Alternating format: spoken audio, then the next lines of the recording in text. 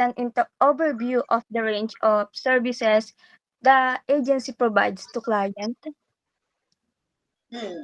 Services that we offer. First up is ticketing. Yan yung buhay ng travel agency. When you say travel agency, maraming tao pa rin yung hindi marunong mag-book online ng ticket. So, yan yung first. Ticketing, and then visa, accommodation, tour packages. Kasi when it comes to tour packages, sinasabi ko lagi, ang binibenta ko is experience. Hindi siya talaga yung experience yung binibenta ko. Yung ina-offer, ang pangit binibenta, tindahan. Ang ina-offer, ang ina-offer namin is experience. Kasi if you visited our page, makikita nyo doon na mga, nilike nyo ba pala? Isa sa requirements ko pala yon.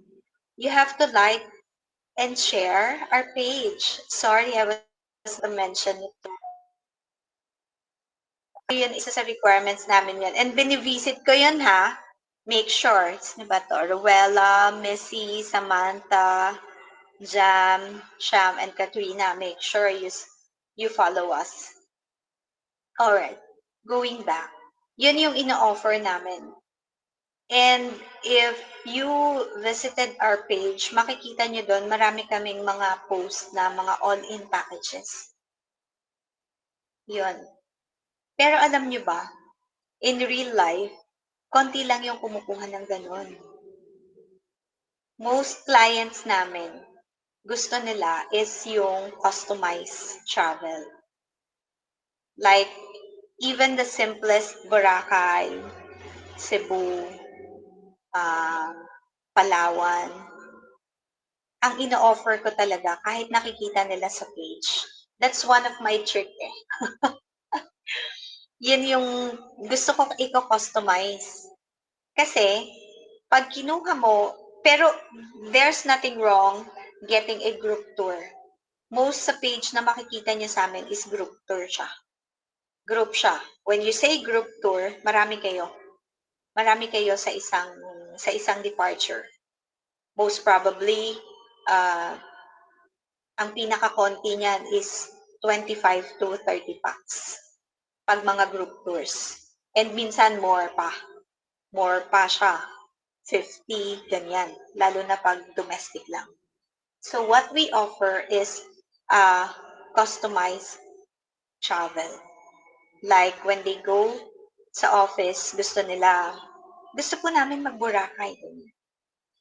No worries po. So, iko-quote ko yon. I make sure din na masusulit yung 3 days and 2 nights nila. Kasi most travelers are 3 days, 2 nights lang yung kinukuha. So, I have to make sure na darating sila ng maaga kung saan destination man nila gusto para yung cover pa rin nila yung 1 day. And then the next day, and then the third day, ang ibibigay ko naman sa kanila na flight is gabi na. Para ma-cover talaga nila yung sinasabi na 3 days, 2 nights. So that's what I do. Hindi ko, i-make sure ko na kaya napaka-importante. If you will be setting up your own travel agency in the future, you have to make sure also na traveler ka mismo. Na narating mo na yung lugar na yun. Kasi until now, marami pa rin naman ako talagang destinations na hindi pa nararating. Pero yung mga destinations na narating ko na, madaling ibenta. Madali siyang ibenta. Kahit sa isip ko lang, kaya kong mag-quote, makita ko lang kung magkano yung airfare. Like for example, nagpunta sa office, sabihin lang nila na yung date nila is ganyan. Makita ko lang kung magkano yung airfare. Alam ko na sa isip ko computein kahit hindi ko tignan kung magkano yung hotel sa araw na yon, kung magkano yung tour, ganyan, especially Palawan, Puerto Princesa. Sa isip ko, makita ko lang yung kung magkano yung airfare, kaya ko nang computein. in 2 minutes, kaya na kitang bigyan ng inclusion ng price sa Palawan, sa Boracay, sa Cebu, sa Davao. Basta makita ko lang yung airfare.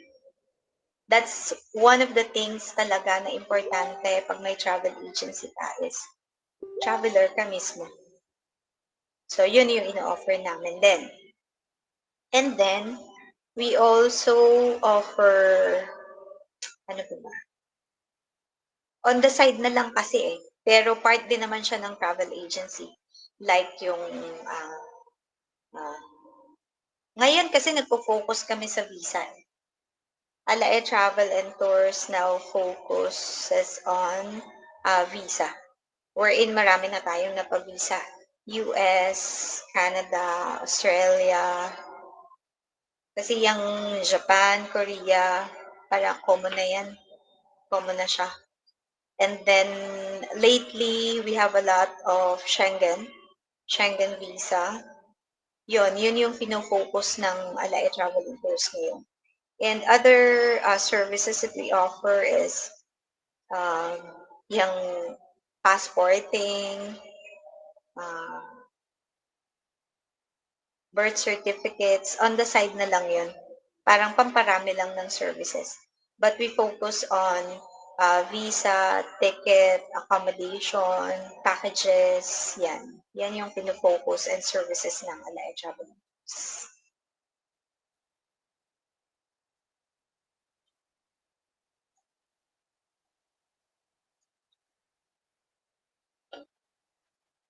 Next. So, ayun, ma'am, parang dun sa question namin for business at service offered po, parang nasagot niyo naman na po lahat ng question namin. So, let's proceed na po sa interviewer number.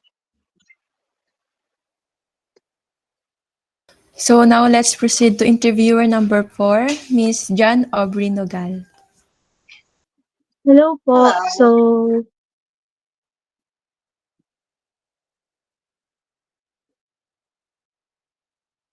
thank you for your insights into your travel agency services. Now, let's shift our focus to customer engagements.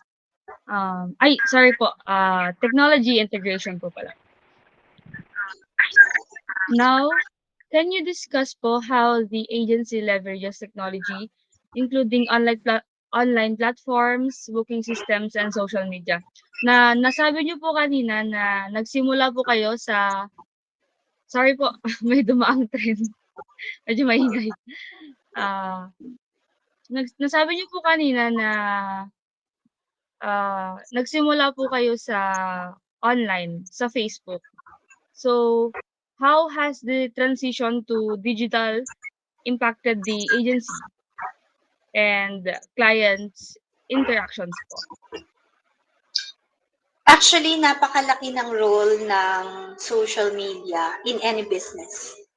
And siguro napapansin niyo yan.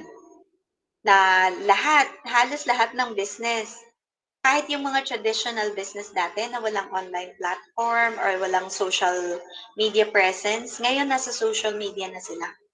Malaki yung impact ng social media talaga sa business namin kasi that's where we started. Kailangan malaman ng tao, kailangan magkaroon ka ng, kasi when you put your business online, hindi lang dapat nandyan ka. Maraming dapat ding i-consider when you are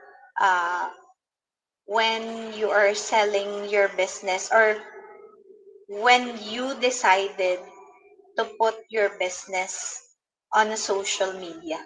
Maraming hindi pwede na post ka lang ng post. Hindi pwedeng ganun. Meron dapat awareness sa business, information, marami. So, maraming naitulong. And marami ding mga lumalabas. Like now, ang latest was TikTok. So, kahit ayokong mag-TikTok, kailangan. Kasi yun yung uso. Diba? Yun yung uso. So, kailangan mo siyang kailangan nandun ka rin sa ano, though IG,